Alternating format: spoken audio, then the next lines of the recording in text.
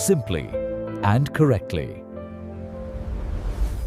අයිබුවන් කාව්‍යාදර්ශය දණ්ඩීන්ගේ ඒ වගේම සියබස්ලා කර සිංහලේ රචනා කරපු මේ කෘති දෙකට අදාළව සාකච්ඡා කරන ප්‍රධාන කාරණාවක් තමයි දශප්‍රාණ. එහෙමත් නැත්නම් කවියක අන්තර්ගත විය යුතු මූලික ගුණ 10ක් ලක්ෂණ 10ක් පිළිබඳව කාව්‍යාදර්ශයේදී කතා කරනවා. ඒකෙන් 3ක් අඩු කළා 7ක් සියබස්ලා කරේදී කතා කරනවා. මේක මම සරලව කියලා දෙන්නද මොනවද මේ දශප්‍රාණ කියලා කියන්නේ කියලා. කාව්‍යාදර්ශයේදී නම් දශප්‍රාණ ගැන කියන්නේ ශ්ලේෂ ප්‍රසාදක් සමතා මාදුර්යන් සුකුමාරතා අර්ථ ව්‍යක්ති රුදාරත්ව මෝජං කාන්ති සමාදය. ඕක ඇතුලේ ගුණ 10ම තියෙනවා. ශ්ලේෂක් ශ්ලේෂ ප්‍රසාදක් ප්‍රසාද සමතා සමතා මාදුර්යන් මාදුර්ය ගුණය එහෙම නැත්නම් මිහිරි බව සුකුමාරතා ඒකත් එක් ගුණයක්. අර්ථ ව්‍යක්ති උදාර ඕජා ඕජ කාන්ති සමාධි මෙන්න මේ ගුණ 10 කාව්‍යාදර්ශයේදී පැහැදිලි කරනවා. ශ්ලේෂ සමතා සුකුමාර කියන ගුණ තුන සියබස්ලා කළ කතුවරයා පැහැදිලි කරන්නේ නැහැ. ඒවා ඔහුගේ කෘතියෙන් අයින් කරනවා. හේතුව තමයි එවිලා ඒවා කවීන්ට තියෙන සහජ ලක්ෂණ මිස අමුතුවෙන් ඇති කරගත යුතු ගුණ නෙවෙයි කියලා ඔහු ඒවා පැහැදිලි නොකර සිටිනවා. මොනවද මේ ගුණ 10ට අදාළ විස්තර? ශ්ලේෂක් ශ්ලේෂක් කියලා කියන්නේ මට සිලුටු බව. එහෙමත් නැත්නම් අල්ප ප්‍රාණ වැඩියෙන් භාවිතා කරමින් සරල භාෂාවෙන් ලියන එක.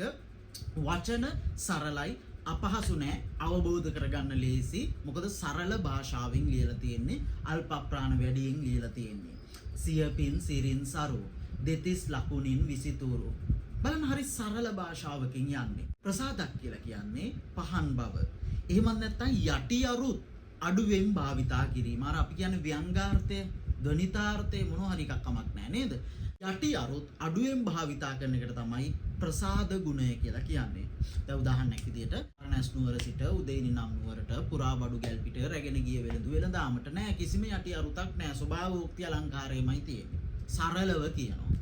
ප්‍රසාද ගුණය. සමතා සමතා කියලා කියන්නේ මුල මැද අග කියන තුන් තැනම එකම ගුණයක් ප්‍රකාශ වෙන්න ඕනි. උදාහරණයක් විදිහට ඔය රාජවර්ණනා වගේ ගත්තයින් පස්සේ මේකට උදාහරණ විදිහට ගන්න පුළුවන්. මාදුර්යම් මිහිරි බව කවියක තියෙන්න ඕනි ප්‍රධාන ලක්ෂණයක් නේ. මොනවද මිහිරි වෙන්නේ මොනවාගෙන්ද? ශබ්ද රසයෙන් අර්ථ රසයෙන් වගේ දේවල් වලින් ඇතිවන මිහිර තියෙන්න ඕනි නිර්මාණයක් ඇතුළේ. ඊට අමතරව භාව ප්‍රකම්පණය කරන නවනලු රස වගේ දේවල් තියෙන්න ඕනි. මෙන්න මේ මාදුර්යන් මිහිරි බවත් නිර්මාණයක තියෙන්න ඕනි එක් ගුණයක්. සුකුමාර ගුණය. සුකුමාර කියලා කියන්නේ සිව්මැලි බව. හරි සරලයි සිව්මැලි ලස්සනයි.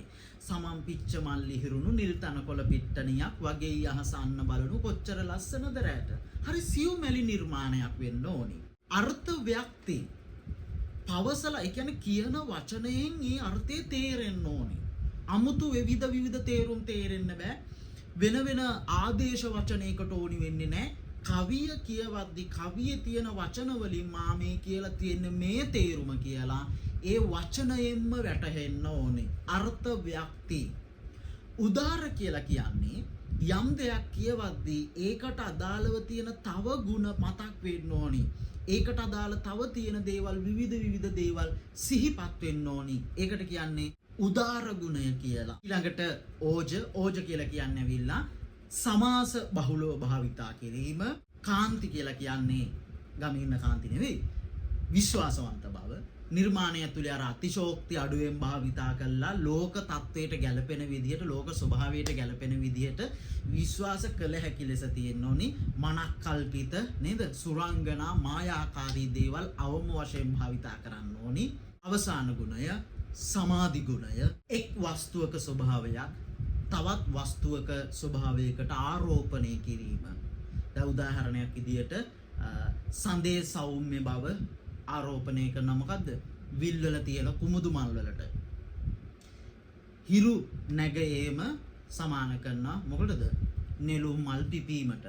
යම් වස්තුවක යම් තියෙන ගුණයක් තවත් දෙයකට ආරෝපණය කිරීම සමාධි ගුණය. මෙන්න මේ දශ ප්‍රාණ එහෙමත් නැත්නම් කවියක අන්තර්ගත විය යුතු ගුණ 10 දණ්ඩීන්ගේ කාව්‍යාදර්ශය තුලදී පැහැදිලි කරනවා.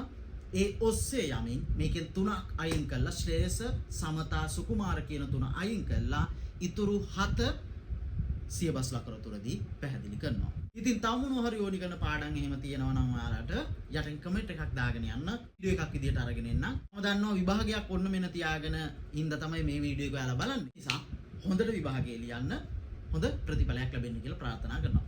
ආයුබෝවන්.